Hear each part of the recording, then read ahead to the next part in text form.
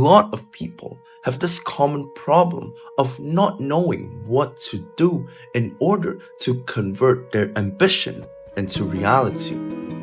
A lot of us have the same exact vision, but some of us succeed and some of us fail.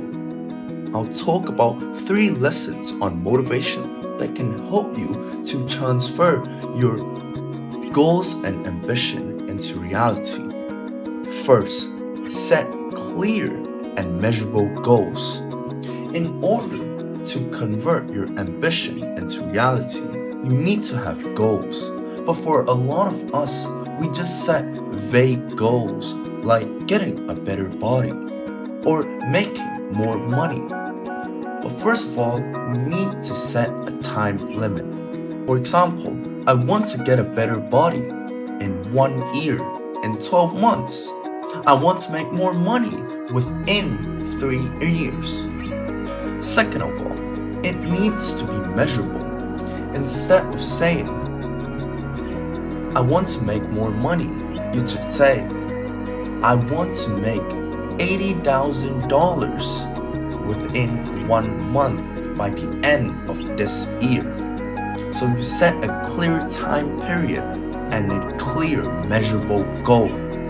Secondly, which is the most important part, you need to find a reason in doing so. Why do I want more money? Why do I want a better body?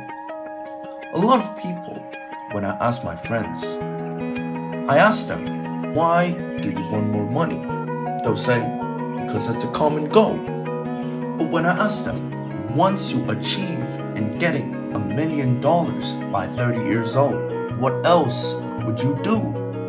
What can you do with that money? What can you do after acquiring that sum of money? They never have a clear answer because they just set an arbitrary goal that the majority of the population thinks and believe in without knowing an exact reason. For example, I want to make more money. Therefore, I can have more freedom in life. Therefore, I can pursue what I truly want. For example, living in Scandinavian country alone or with my then wife. Having a harmonious life in Northern Europe. And in order to acquire that goal, I have to first acquire a good sum of money, say $1 million by the age of 30. So you have a clear goal, which is acquiring $1 million, and you have a clear why, which is to get that money in order to live in a foreign country and start a family in there. And thirdly, which is also extremely important, which is sustainability.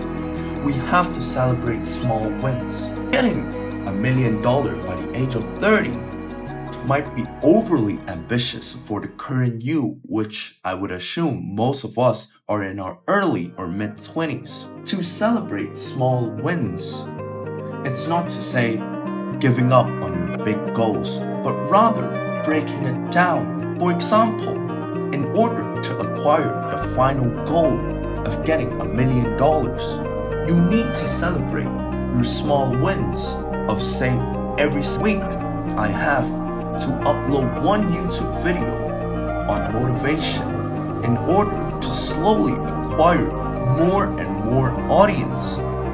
And every week when you uploaded 1 video, you can simply celebrate your small win by tapping yourself on the back, or even more simply, just say, I have done it in front of the mirror or writing it in your diary.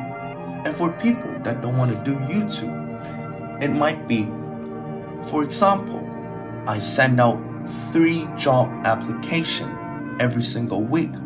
Regardless of getting the job or not, at the very least, I get to have the courage to send out job application and getting closer and closer to my final goal of acquiring $1 million by the age of 30. So to recap, set clear and measurable goals with a clear time limit. Secondly, find your reason, find your why.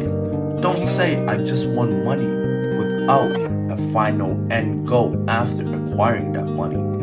And thirdly, celebrate your small wins along the way.